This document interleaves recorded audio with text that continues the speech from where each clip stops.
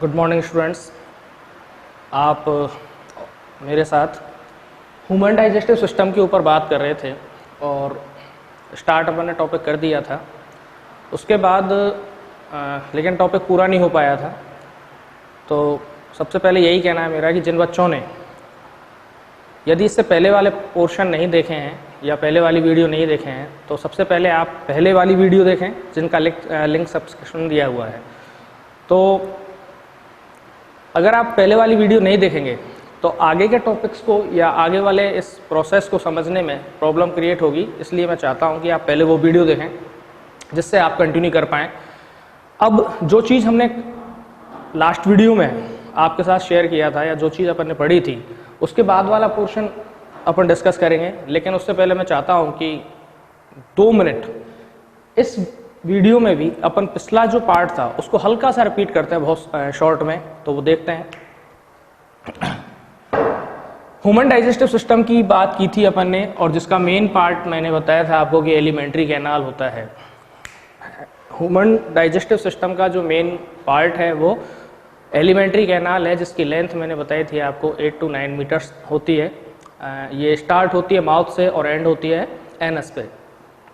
Mouth इसका पहला part था। सेकंड पार्ट इसका बकल कैविटी था।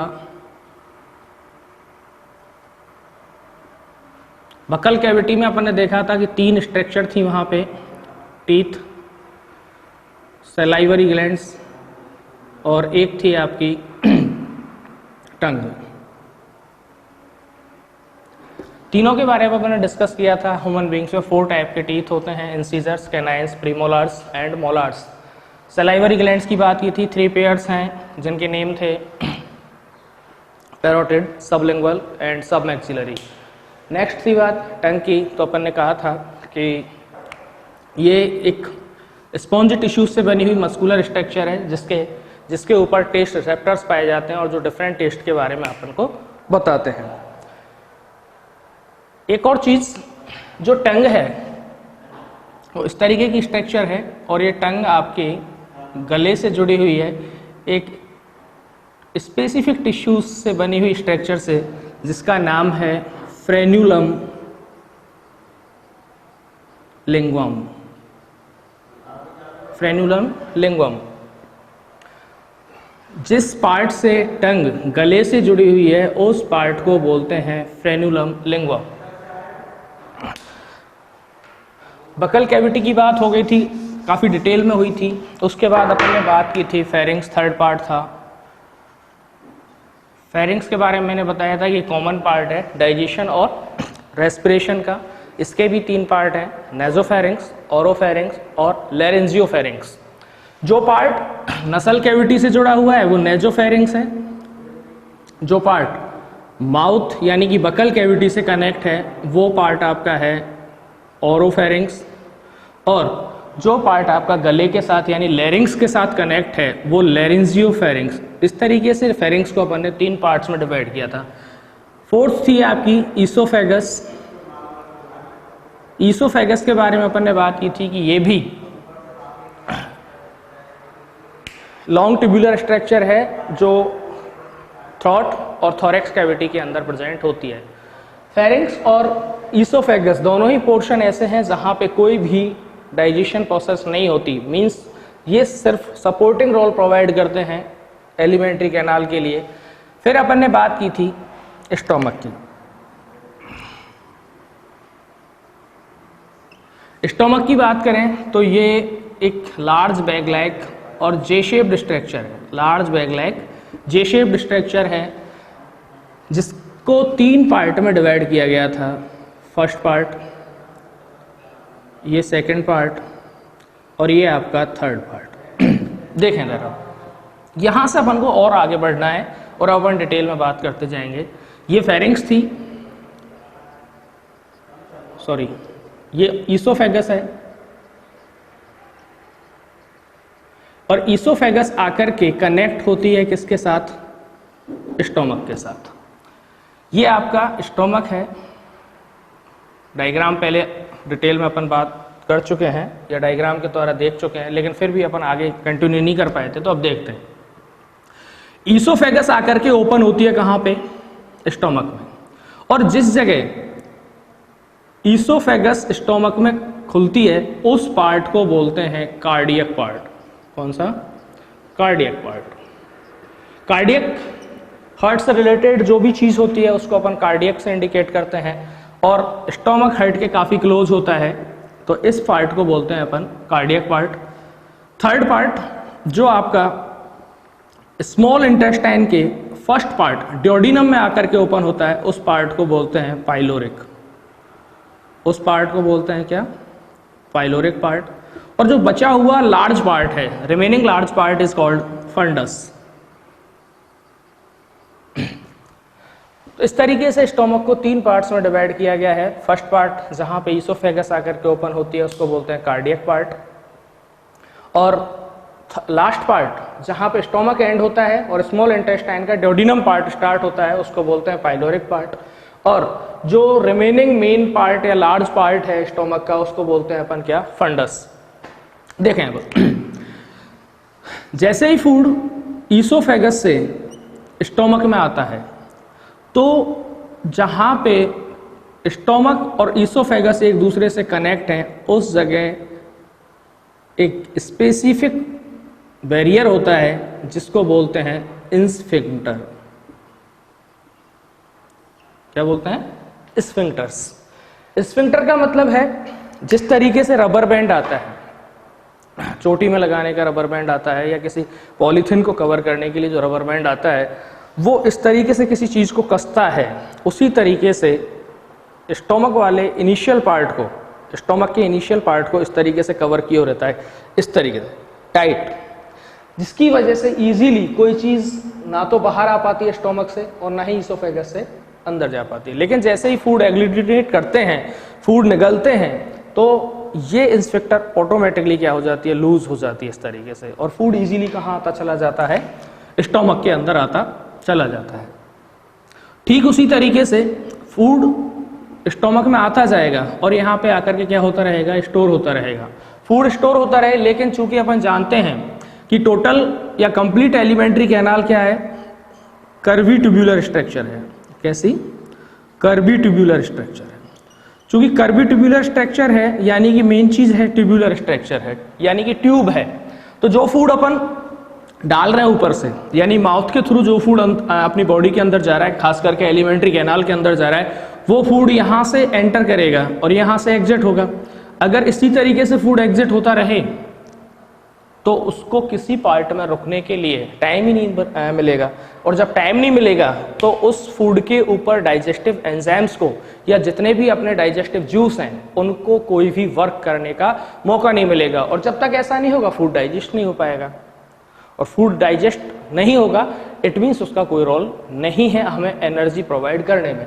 तो जब फूड स्टोमक में आता रहता है तो उस टाइम पे पाइलोरिक पार्ट में जो स्फिंक्टर पाई जाती है, पाइलोरिक पार्ट की स्फिंक्टर एकदम से टाइट रहती है, जिसकी वजह से फूड इजीली आगे नहीं बढ़ पाता।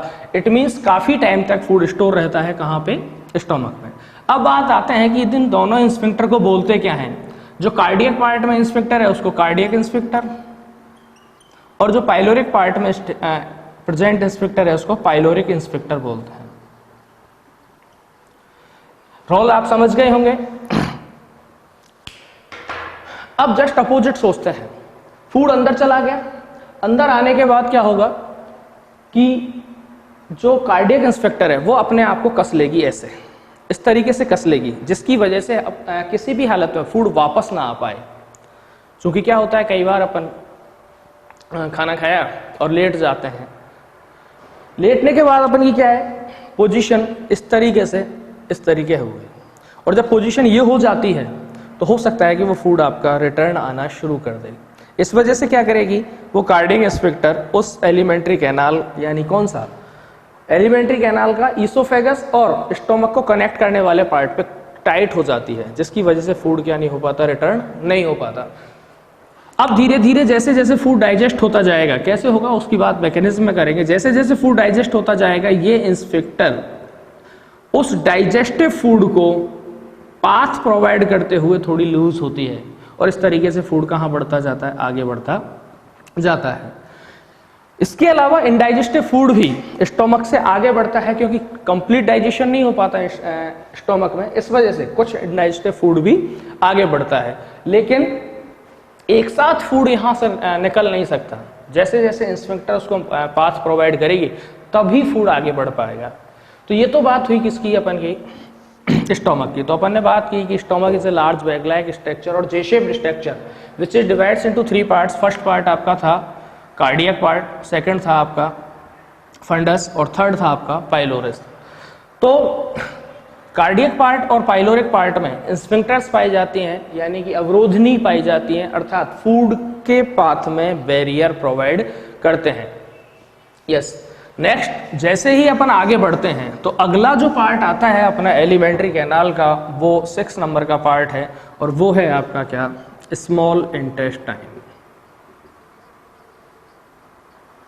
स्मॉल इंटेस्टाइन की बात करें तो इसको भी डिवाइड किया गया है कितने पार्ट में, 3 पार्ट्स हैं। फर्स्ट पार्ट आपका डोडिनम, सेकंड पार्ट आपका जेजुनम, थर्ड पार्ट आपका इलियम। तो अब आप देखें, जैसे ही स्टोमक एंड होता है यहां से शुरू होती है क्या, स्मॉल इंटेस्टाइन, और स्मॉल इंटेस्टाइन का कौन सा पार्ट, डोडिनम। देख रहे हैं आप डोडिनम कैसी है, एक यू शेप्ड स्ट्रक्चर है, यू शेप्ड ट्यूबुलर स्ट्रक्चर है, और इस डोडिनम के अंदर आकर के ओपन होती है कौन, गाल ब्लैडर से आने वाली बाइल डक्ट, गाल ब्लैडर से आने वाली बाइल डक्ट, और पैंक्रियास से आने वाली पैंक्रियाटिक डक्ट, पैंक्रियास से आने वाली पैंक्रियाटिक डक्ट। यहां देख रहे हैं आप कि गाल ब्लैडर से निकली हुई बाइल डक्ट, वही ट्यूब, और पैंक्रियास से निकले वाली पैंक्रियाटिक डक्ट, ये दोनों आपस में क्या होती हैं, कंबाइंड होती हैं, यानी कि ज्वाइंट हो जाती हैं। दोनों कंबाइंड होने के बाद एक जो डक्ट बनती है उसको बोलते हैं अपन CBD। CBD यानी कॉमन बाइल डक्ट। देखें आप, कनेक्ट करते जाएं टॉपिक को, ईसोफेगस, ईसोफेगस के बाद स्टोमक, और स्टोमक के बाद आती है स्मॉल इंटेस्टाइन, और स्मॉल इंटेस्टाइन का कौन सा पार्ट, डोडिनम। डोडिनम की बात करें तो डोडिनम क्या है, यू शेप्ड ट्यूबुलर स्ट्रक्चर है, जिसके अंदर 2 चीज आकर के ओपन हो रही है, एक तो आपकी पैंक्रियाज और एक आपका गाल ब्लैडर। दोनों की बात करते हैं कि ये बाइल डक्ट क्या काम करती है और पैंक्रियाटिक डक्ट क्या काम करती है। तो पैंक्रियास से जो पैंक्रियाटिक डक्ट निकलती है उसके अंदर पाए जाते हैं आपका पैंक्रियाटिक जूस, और उस पैंक्रियाटिक जूस के अंदर प्रेजेंट होते हैं डाइजेस्टिव एंजाइम्स। अब डाइजेस्टिव एंजाइम है तो निश्चित तौर पर उनका काम क्या होगा, उनका काम होगा जो फूड मटेरियल डोडिनम में आया है उस फूड को डाइजेस्ट करना। ठीक, बाइल डक्ट से निकलता है अपना क्या, बाइल जूस। बाइल डक्ट क्या लेके आती है, बाइल जूस। अब ये बाइल जूस क्या काम करेगा, बाइल जूस का काम है कि पहली बात तो बाइल जूस क्या है, लाइट येलो ग्रीन कलर का बेसिक फ्लूइड है, light yellow green basic fluid, यानी कि इसकी नेचर कैसी होती है, बेसिक होती है। इसका काम क्या है कि स्टोमक से जो फूड आता है उस फूड की नेचर होती है एसिडिक। क्यों, क्योंकि स्टोमक की वाल से एक एसिड रिलीज होता है जिसको बोलते हैं अपन हाइड्रोक्लोरिक एसिड। वो हाइड्रोक्लोरिक एसिड स्टोमक के अंदर आप जो आने वाला फूड है उसके अंदर क्या होता है, मिक्स होता है। HCl फूड के अंदर मिक्स होने की वजह से उस कंप्लीट फूड की नेचर क्या हो जाती है, एसिडिक हो जाती है। तो बाइल जूस का जो मेन काम है वो उस फूड को न्यूट्रल बनाना है, क्योंकि इसकी खुद की नेचर क्या होती है, बेसिक होती है। इसके अंदर different kinds of salts, bile pigments, bile salts, जिसमें ग्लाइकोकोलेट, टोरोकोलेट मेनली है। इसके अलावा कुछ मिनरल्स हैं, सोडियम है, मैग्नीशियम है, एटसेट्रा। यानी कि बाइल जूस में क्या है, बेसिक फ्लूइड है, बेसिक फ्लूइड, साल्ट्स हैं, वाटर है, एंड मिनरल्स और इसके अलावा bile pigments. Bile pigments main function क्या है इसका? बाइल जूस का मेन फंक्शन था कि स्टोमक से आए हुए एसिडिक मीडियम को न्यूट्रल बनाना। न्यूट्रल क्यों? क्योंकि HCl की वजह से जो स्टोमक की वाल से क्या रिलीज हो रहा था, HCl रिलीज हो रहा था, वो फूड आपका कैसा था? एसिडिक मीडियम का था। और चूंकि बाइल जूस कैसा है? बेसिक नेचर का है, इसकी वजह से दोनों acidic medium plus basic medium is equal to neutral. तो फूड क्या हो गया आपका? न्यूट्रल हो गया। अभी अपन ने बात की पैंक्रियाज से क्या रिलीज होता है? पैंक्रियाटिक जूस, जिसके अंदर पाए जाते हैं क्या? Digestive enzymes. मींस ड्यूडेनम में आया हुआ फूड किसकी हेल्प से डाइजेस्ट हो पाएगा? पैंक्रियाज ग्लैंड से रिलीज होने वाले पैंक्रियाटिक जूस में। अब थोड़ी सी बात करें अपन पैंक्रियाज की, तो पैंक्रियाज क्या है? पैंक्रियाज मिक्स ग्लैंड है। एग्जाम्पल है किसका? मिक्स ग्लैंड का। मिक्स ग्लैंड से मेरा मतलब है कि एंडोक्राइन साथ साथ एक्सोक्राइन। एंडोक्राइन का मतलब क्या है? हालांकि टॉपिक है अपने इसी चैप्टर में लास्ट में, लेकिन फिर भी थोड़ी सी बात कर लेता हूं कि एंडोक्राइन ग्लैंड्स किसको बोलते हैं? The glands which are without duct. The glands without ducts and their secretions are directly reached to the target organ। यानी ऐसी ग्लैंड्स जिसमें क्या नहीं पाई जाती? डक्ट्स नहीं पाई जाती, और उनके जो secretions हैं वो डायरेक्टली कहां तक पहुंचते हो? टारगेट ऑर्गन्स तक पहुंचते हो। साथ में कह रहा हूं कि ये एक्सोक्राइन भी है। Means the glands with ducts, यानी ऐसी ग्लैंड्स जिनमें डक्ट पाई जाती है और डक्ट के थ्रू क्या होता है? उनके सेक्रेशन टारगेट ऑर्गन तक पहुंचते हैं। तो इस डक्ट के द्वारा जो काम हो रहा है पैंक्रियाज का, वो तो है एक्सोक्राइन। वो तो कौन सा? एक्सोक्राइन। और विदाउट डक्ट अगर इनके सेक्रेशंस कहां तक पहुंचते हैं? टारगेट ऑर्गन्स तक पहुंचते हैं। टारगेट ऑर्गन से मेरा मतलब जहां पे फंक्शन होना है वहां तक यदि इनका सेक्रेशन पहुंचता है विदाउट डक्ट, तब ये कौन सा फंक्शन प्ले करेगी? एंडोक्राइन ग्लैंड्स की तरह। तो एंडोक्राइन ग्लैंड्स में इसके द्वारा जो हार्मोन रिलीज होते हैं वो इंसुलिन, ग्लूकागोन और सोमैटोस्टेटिन, 3 हार्मोन रिलीज किए जाते हैं मेनली, और इसको डिटेल स्टडी अपन करेंगे। तो ये तो बात हुई कि पैंक्रियाज क्या है? आपकी मिक्स ग्लैंड है। कैसी? मिक्स ग्लैंड है। 2 फंक्शन है इसके, एंडोक्राइन और एक्सोक्राइन। एंडोक्राइन का मतलब मैंने बताया कि without duct, glands without duct, and their secretions are directly reach to the target organ.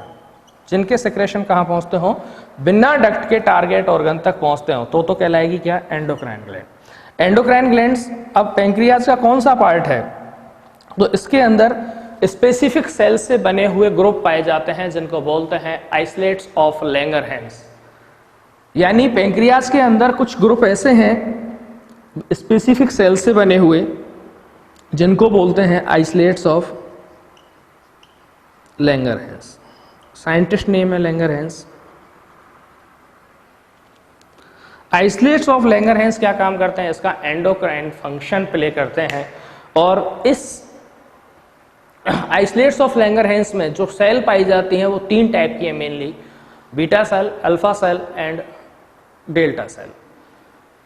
Beta cell के द्वारा इंसुलिन हार्मोन रिलीज होता है, अल्फा सेल के द्वारा ग्लूकागोन हार्मोन रिलीज होता है, और डेल्टा सेल के द्वारा सोमैटोस्टेटिन हार्मोन रिलीज होता है। इनके फंक्शंस क्या हैं वो अपन बाद में बात करेंगे। अब थोड़ी बात करें कि एक्सोक्राइन फंक्शन क्या है। एक्सोक्राइन का मतलब मैंने बताया था कि with duct, glands with duct, and their secretions are directly reach to the target organ.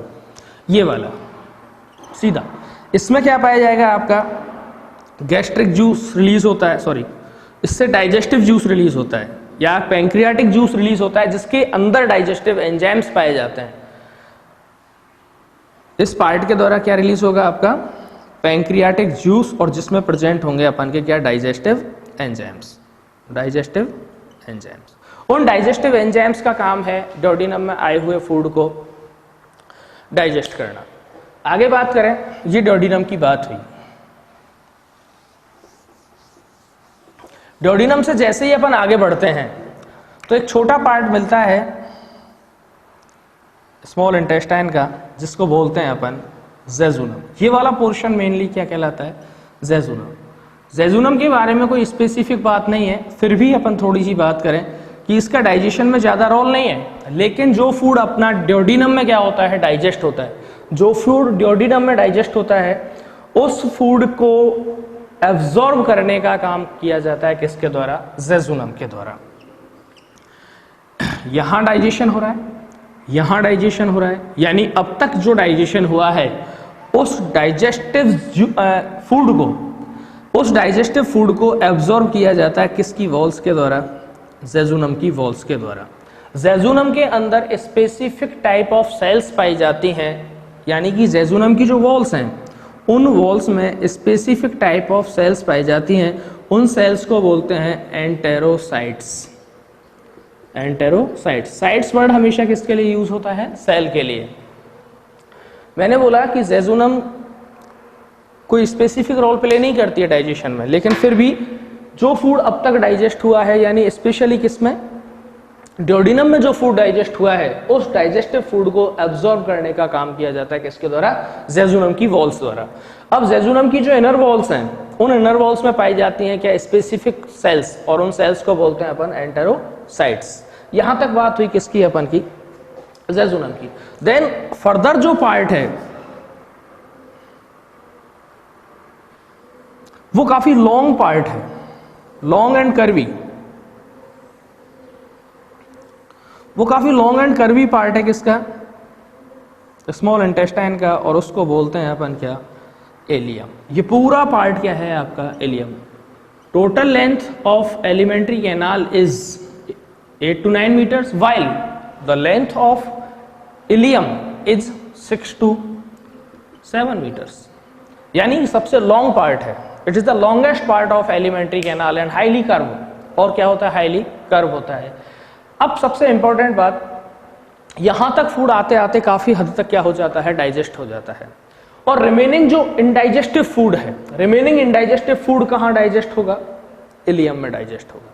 Remaining indigestive food is digest in ileum. लेकिन खास बात यह है कि विशेष ध्यान रहे कि जितना फूड डाइजेस्ट होना होता है वो डाइजेस्ट होगा कहां तक? इलियम तक। लेकिन अपन जानते हैं कि 100% फूड का डाइजेशन नहीं होता, क्योंकि फूड के अंदर कुछ सब्सटेंस ऐसे होते हैं जिनका डाइजेशन इजीली पॉसिबल नहीं है। यानी कि हमारी बॉडी के अंदर पाए जाने वाले जो भी डाइजेस्टिव एंजाइम्स हैं या वेरियस ग्लैंड्स के द्वारा जो भी डाइजेस्टिव जूस रिलीज हो रहा है उनके द्वारा उस फूड को डाइजेस्ट करना पॉसिबल नहीं है।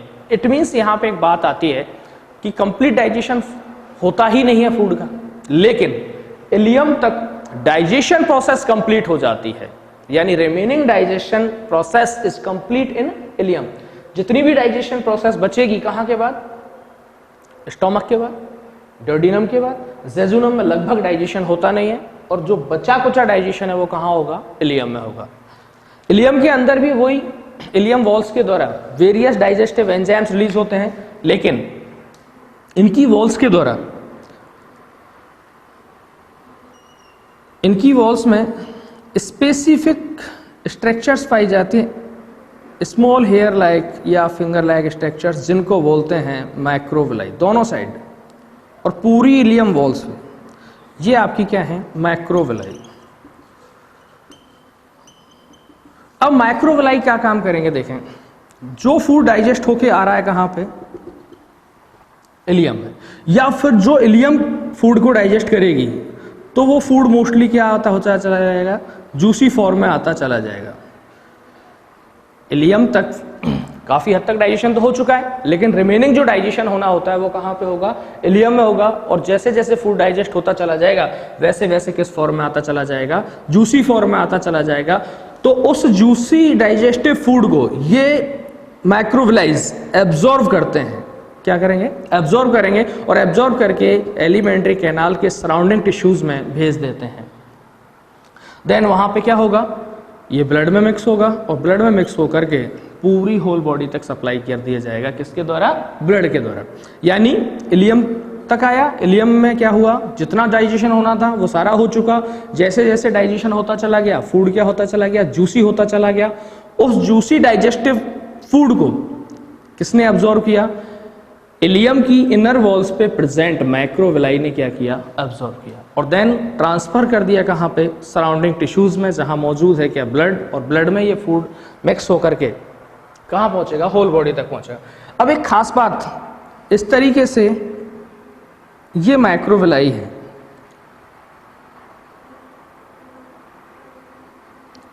तो माइक्रोविलाई की स्ट्रक्चर किस तरीके से, इस तरीके से।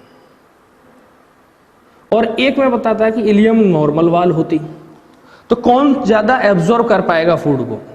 देखो इतनी सी इनर वॉल्स है, लेकिन यदि माइक्रोविलाई को अपन क्या करें, इलास्ट करें, यानी कि इसको ड्रॉ करें, खींचें, तो ये काफी लॉन्ग हो जाएगी। तो इसका मतलब क्या हुआ कि इलियम की जो एब्जॉर्बिंग सरफेस है वो माइक्रोविलाई की स्पेसिफिक स्ट्रक्चर के कारण क्या हो गई, बढ़ गई। इसको अपन यदि ऐसे करेंगे तो क्या होगी, ये खींच करके बहुत काफी ज्यादा लंबी हो जाएगी। इसका मतलब जो एब्जॉर्बिंग सरफेस है वो एब्जॉर्बिंग सरफेस बढ़ गई, किसकी वजह से, माइक्रोविलाई की वजह से। यानी जिस तरीके से एक ब्रुश के ऊपर फिलामेंट्स होते हैं, उसी तरीके से इलियम की इनर वॉल्स पर माइक्रोविलाई प्रेजेंट होते हैं, जिसकी वजह से वहां पे एक स्पेसिफिक स्ट्रक्चर बनती है जिसको बोलते हैं brush border structure, brush border structure. ठीक है, इसके अलावा क्या हुआ कि ये माइक्रोविलाई इलियम की एब्जॉर्बिंग सरफेस को भी इंक्रीज करते हैं। आज के लिए इतना ही, नेक्स्ट बात करेंगे नेक्स्ट वीडियो में। Thank you.